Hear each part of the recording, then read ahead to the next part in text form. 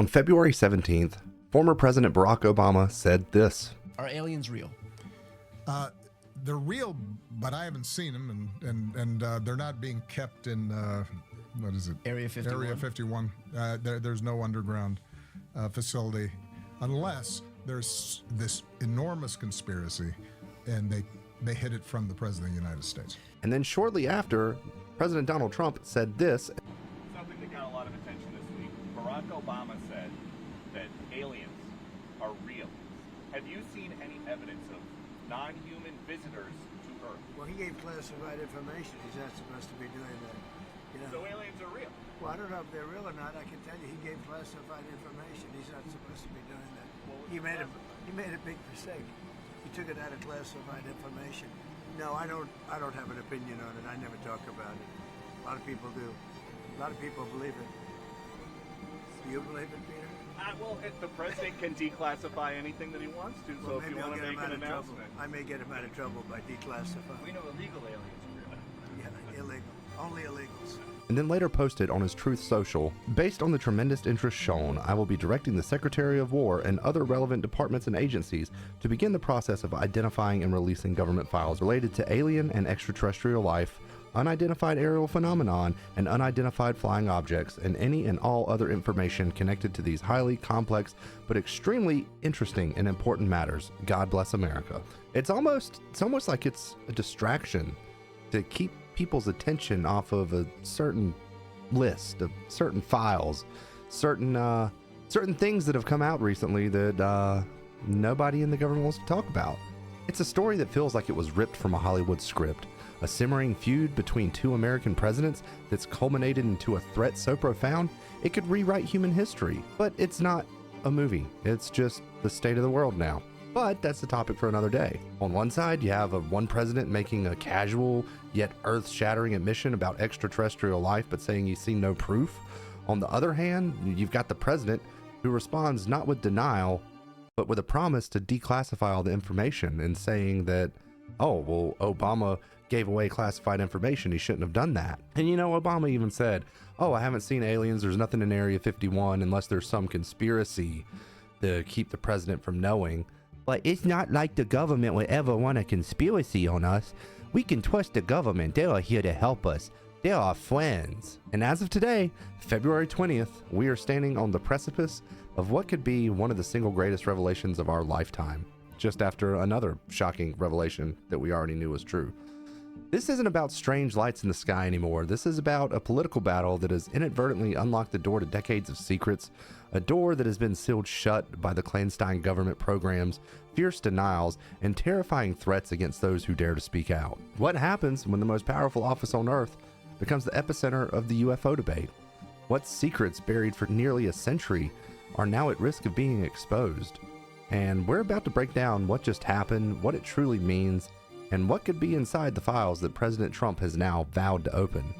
This goes deeper than you can possibly imagine, from the deserts of New Mexico to the halls of Congress, and to the very edge of our understanding of reality itself. And now, I don't have high hopes for this declassified information. I think it's just going to be a regurgitation of the files that were released a few years ago.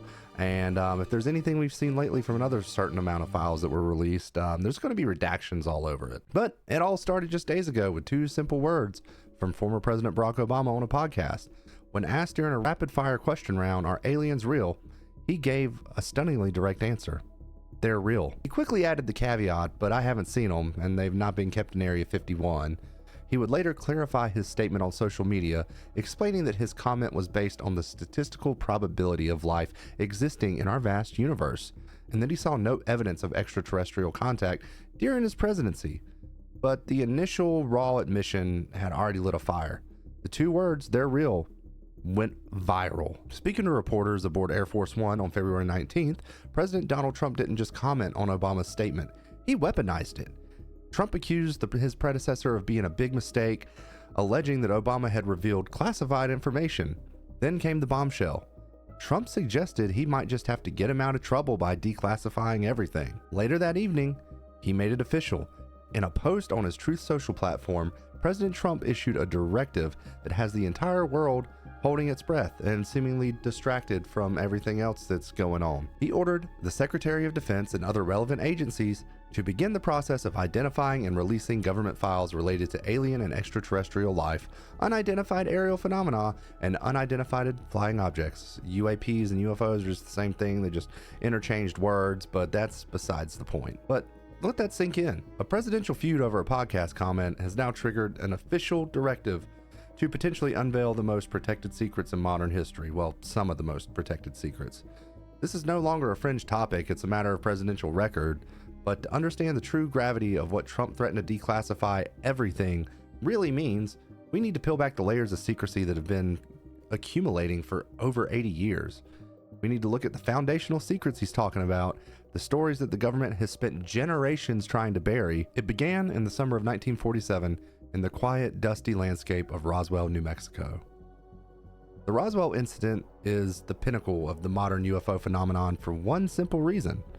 It's a story of admission, followed by a swift, baffling retraction.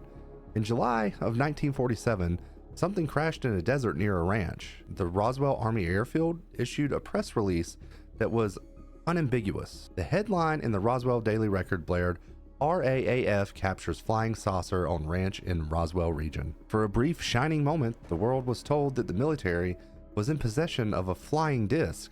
The base intelligence officer, Major Jesse Marcel, was pictured with the debris. It seemed like a moment of incredible disclosure. Then, just as quickly, the story changed. Within 24 hours, military officials held a press conference, this time with a new explanation. The wreckage wasn't a flying saucer at all, it was simply a weather balloon. Major Marcel was ordered to pose for new photos, this time with the flimsy remnants of a balloon, a story that became the official government line for decades. The incident was scrubbed, dismissed as a mistake, and misidentification. The story of a captured flying disc became a footnote, a joke for those that wanted to believe in aliens. But the people who were there, the first-hand witnesses, never forgot. Decades later, as the original participants began to speak out in their old age, a different story emerged. Major Jesse Marcel himself, the man in the photographs, would go on record in 1978 stating that the military's weather balloon claim was a cover story and speculated the debris was from an alien. He described handling material that was like nothing he had ever seen, lightweight metallic I-beams with strange purplish hieroglyphic-like characters etched into them. He insisted until his death that what he was forced to display for the second set of photos was a substitute, a prop to sell a quick cover story. He claimed the weather balloon explanation was a complete fabrication and that the government was lying to us. Who would have thought? I have no fishing trips planned. His testimony was echoed by others. Walter Halt, the public relations officer who wrote the initial press release under the orders of the base commander, signed a deathbed affidavit to be opened only after his passing. In it, he swore that he not only saw the craft, but also bodies. He described a metallic egg-shaped object about 12 to 15 feet long, and the bodies of small, non-human beings with large heads. Even General Arthur Exxon, who was a lieutenant colonel at Wright-Patterson Air Force Base at the time, the very base where the wreckage was reportedly flown, stated in a later interview that he was aware the Roswell object was made of special materials, and that he believed the official story was a cover-up. For decades, the official explanation held firm. It was a weather balloon. Then in the 1990s, facing renewed public pressure, the Air Force changed its story again. It wasn't a standard weather balloon, they now admitted, but a top-secret high-altitude balloon from a program called Project Mogul, designed to detect Soviet nuclear bomb tests. This was meant to be the final word, explaining away the exotic materials witnesses described. Yet, this explanation fails to satisfy many researchers and witnesses.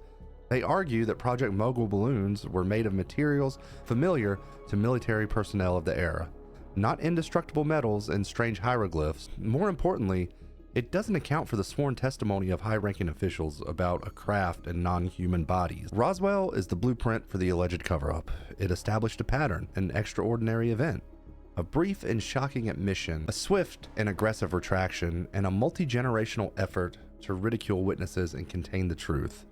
The threat to declassify everything doesn't just mean releasing documents.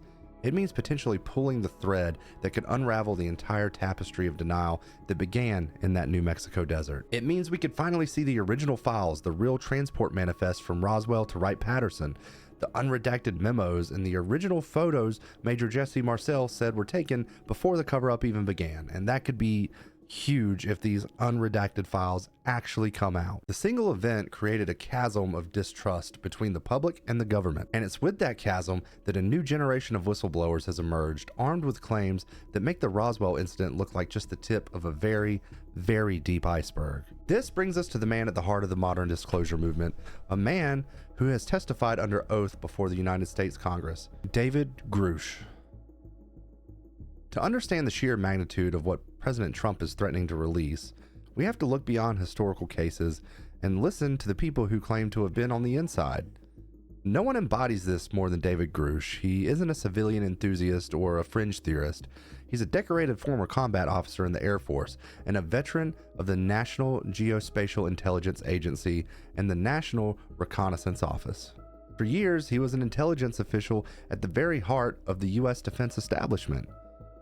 Between 2019 and 2021, Grusch served as the Reconnaissance Office's representative to the government's Unidentified Aerial Phenomenon Task Force. It was in this official capacity, he says, that he was tasked with identifying all secret programs related to UAPs. And what he found, according to his sworn testimony before Congress in July of 2023, was a bombshell that shakes the very foundation of the government. Grusch testified that he was informed in the course of his official duties of a multi-decade UAP crash retrieval and reverse engineering program. In plain English, he claims the United States have been recovering crashed UFOs for decades. He said these exotic origin vehicles that have either crashed or landed, and that the government is actively trying to figure out how they work and reverse engineer the technology for military advancements. But he went further. When asked under oath if the US government had recovered the pilots of these crafts, Grusch stated that biologics were recovered. He clarified this was the assessment of people with direct, first-hand knowledge of the program, people he had interviewed as part of his official duties. He claims to know the specific names, locations, and program details, all of which he has provided to the Intelligence Community Inspector General and to congressional committees in a classified setting. This isn't just one man's story. Grusch's claims have been backed by high-ranking officials, most notably Carl E. Nell, a recently retired Army colonel and aerospace executive who worked with Grusch on the UAP task force, has publicly stated that Grusch's assertions are fundamentally correct and that we are facing a reality of non-human intelligence. Grusch also testified about the immense secrecy and illegality surrounding these alleged programs. He claims these operations have been illegally hidden from congressional oversight. He told Congress that he knows of multiple colleagues who were physically injured by UAP activity and by individuals with the federal government. When asked directly by Congressman Tim Burchett if he had any knowledge of people being harmed or even killed to keep this secret, Grusch replied with a simple, chilling yes. He described facing very brutal retaliation for coming forward, which he characterized as administrative terrorism, designed to silence him and others. He told the committee he feared for his life. This is the core of the cover-up narrative, that the secret is so profound, so paradigm-shifting, that elements within the government have resorted to illegal and violent means to protect it. Who would have figured? The files Trump is threatening to release are the very files Grusch is talking about. They are the classified reports he has provided to Congress. They are the program names, the budgets hidden within department accounts, the corporate contractors allegedly working on reverse engineering projects, and the locations where this hardware and these biologics are supposedly stored. Releasing these files would be a constitutional crisis and a scientific revolution all rolled into one. It would validate Grusch's testimony and expose the decades of alleged crimes committed to maintain the secret. But Grusch, for all of his credibility, is part of a lineage. 35 years before he testified before Congress, another man went public with almost an identical story. A story so fantastic, it was for a long time dismissed as delusion. That person was Bob Lazar. Long before David Grusch spoke to Congress before the Pentagon officially released Tic Tac videos, there was Bob Lazar. Lazar appeared in a special interview with Las Vegas investigative journalist George Knapp. His face silhouetted, his voice disguised. He told a story that would permanently etch Area 51 into the public consciousness and define UFO lore for an entire generation. Lazar claimed he was a physicist who had been hired to work at a top-secret facility called S4. located miles south of the main Area 51 base at Groom Lake near Papoose Lake. He said he was to reverse engineer the propulsion systems of one of the 9 captured alien spacecrafts held by the US government.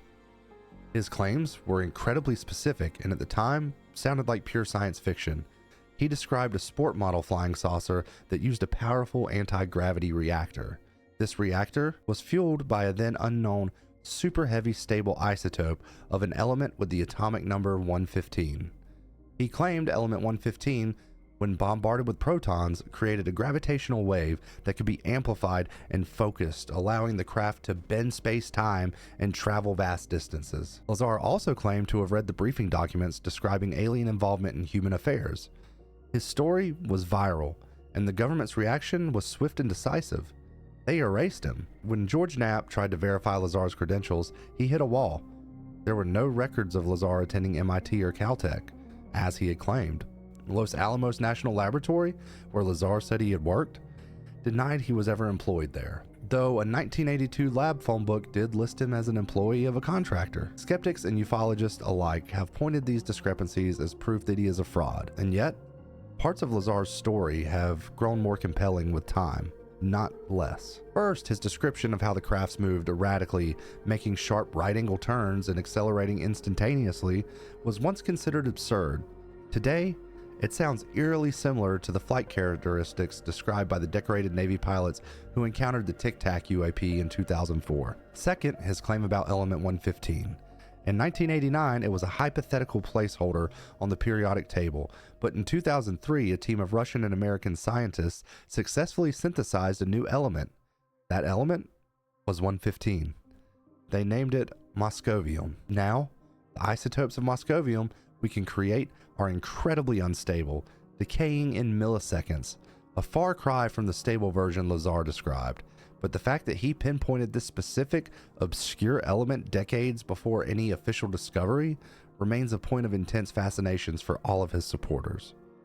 For over 30 years, Bob Lazar maintained the same story, never changing the core details, even as he has been subjected to immense ridicule and scrutiny. He claims the government intentionally erased his records to discredit him, making him appear as a charlatan. For decades, Lazar's story existed in a gray area. Too fantastic to prove, too consistent to completely dismiss. Then came David Grush. Suddenly, Lazar's claims of a covert crash retrieval and reverse engineering program didn't sound so isolated. Grush, an American intelligence official with impeccable credentials, was telling Congress under oath that such a program actually existed. He was describing the very framework Lazar had alleged was in operation decades earlier. A declassification of everything would be the final definitive verdict on Bob Lazar. Do records exist of an S4 facility at Papoose Lake? Is there a paper trail for a project involving 9 non-human origin vehicles? Was there a physicist named Bob Lazar whose records were deliberately scrubbed? These are the questions that have haunted this field for over 3 decades. Answering them would either expose Lazar as one of the greatest hoaxers in history, or vindicate him as the original courageous whistleblower. His story, once relegated to the fringe, now stands as a crucial historical precedent for the very secrets that may be about to come to light. And those secrets aren't just historical, they're still happening right now in our skies. The feud between Obama and Trump and the subsequent declassification order doesn't exist in a vacuum. It comes after years of slow, reluctant admissions from the United States government, forced by irrefutable evidence captured by its own military personnel. The most famous of these is the 2004 USS Nimitz Tic Tac incident. I'm sure we've all seen the video by now, but if you haven't, here it is.